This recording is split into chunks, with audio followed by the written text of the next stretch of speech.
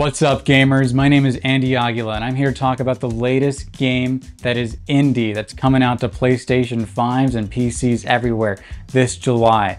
It's called Stray, a game where you get to relive the fantasy of what could have been to your little buddy after your dad let them out and you never saw them again. They were probably mauled by a coyote. This game was originally called Hong Kong Project and is the love child of two ex-Ubisoft employees, Viv and Kula. These two people who really love cats so much that everywhere online, you can't really find a photo of them. You'll find a photo of a cat. That's pretty sick. So the game Stray is where you kind of take the role of a stray cat that's been separated from its family, and you are kind of trying to reunite with them, but you're lost inside this massive ancient city that's only populated by robots and machines. The city takes a lot of inspiration from the real-life city of Kowloon, a giant walled city in Hong Kong that's been abandoned for decades now. So the cat is having to interact with other types of robots and creatures, jumping from building to building and uncovering some sort of weird mystery that's going on that's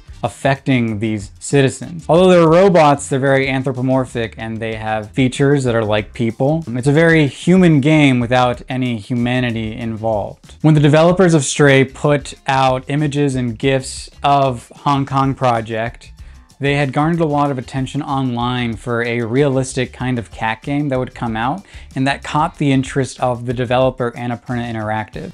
Annapurna is known as that film studio that makes a lot of interesting artsy films, and back in around 2015-16, they created a video game division where they would mostly only take stories that were personal or emotional. Stray is one of those projects that they decided to publish. With the help of Annapurna, they were able to form the studio BlueTwelve Studio, where they amped up their team size and got busy making Stray. By the way, the character B12 that acts as your little companion in the game, he's not just a reminder that you should probably be taking your B12 supplements because you're probably going bald, but it alludes to the idea that the name BlueTwelve Studio is in the game as an homage. The reason Annapurna is interesting to be the publisher for this game is it gives us a lot of what to expect with Stray when it comes out. When you look at the game itself, it's more kind of guided controls and less precise.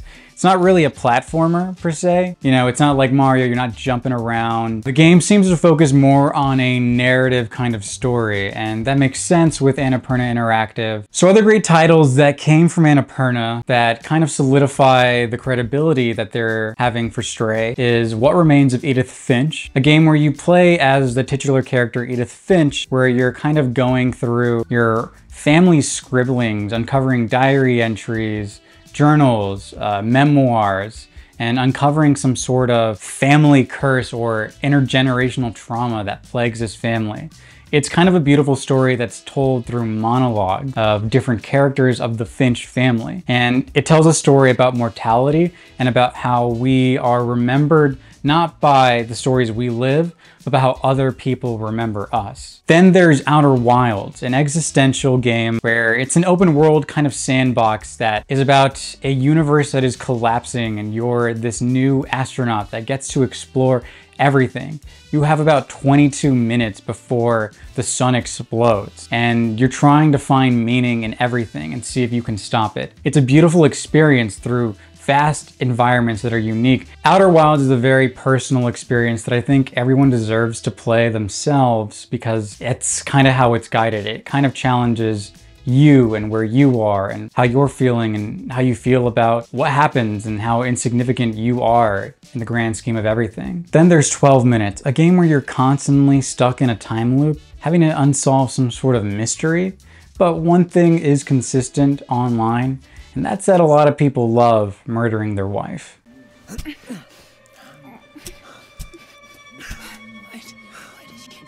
I'm sorry, oh fuck, I'm sorry.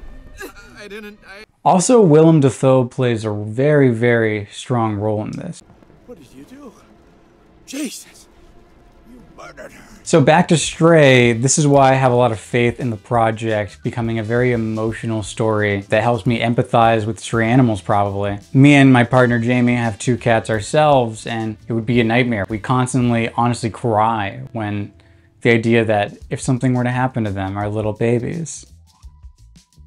And so with Annapurna's interest in the project, I think it's probably going to be a really interesting experience. So far what we know is that the developers are plastering all over through different like websites, through their developer blog, that this game has this ancient mystery that's going to be solved. So this game reminds me of Homeward Bound and that Spike Jonze robot film from the Robot Designs, and with a Last of Us skin. You know, kind of Studio Ghibli kind of feel to its, you know, melancholic kind of like fantastical journey, you know, like Castle in the Sky. I think what's gonna make Stray really interesting is that this is a realistic game where you get to play as a cat. There aren't many other kind of cat games that are simulated in this kind of way. Plenty of other types of cat games that kind of show like what it's like to be a cat, but in a more goofy, cartoonish kind of way. Recently, Jamie and I have played The Good Life, which is a game about a photographer who turns into a cat and a dog.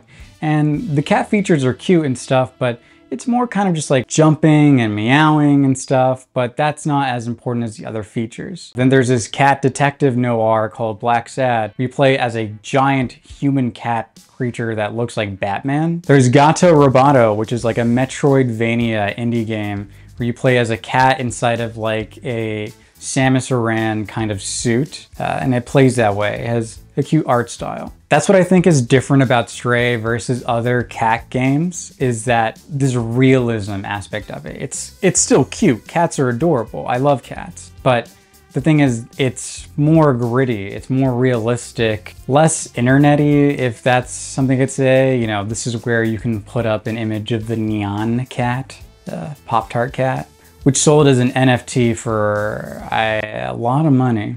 As a first project for these, you know, emerging developers, I think it's a great idea to come across. There's a lot of attention online that's kind of being pushed around. They have interesting, you know, design elements. The logo itself is really cool. This kind of graffiti look that's fun, it's trendy, it's interesting. So when I think of the ancient city of Kowloon in Hong Kong, I think it's a great design place for this cat to sprawl around. It's kind of like Chernobyl in a sense, where it's been overrun by plants and refurbished. Kind of beautiful to see abandoned buildings taken over by nature in this way. And that's kind of what's presented here in Stray. I wouldn't expect a kind of Spider-Man game, but there's still some sort of combat features. There's like these kind of giant rats, like these slimy, gross rat creatures that are just kind of roaming around the wasteland here. And the cat, I guess, gets new kits and stuff, so it's not necessarily going to be solely an adventure game. There's some action involved as well.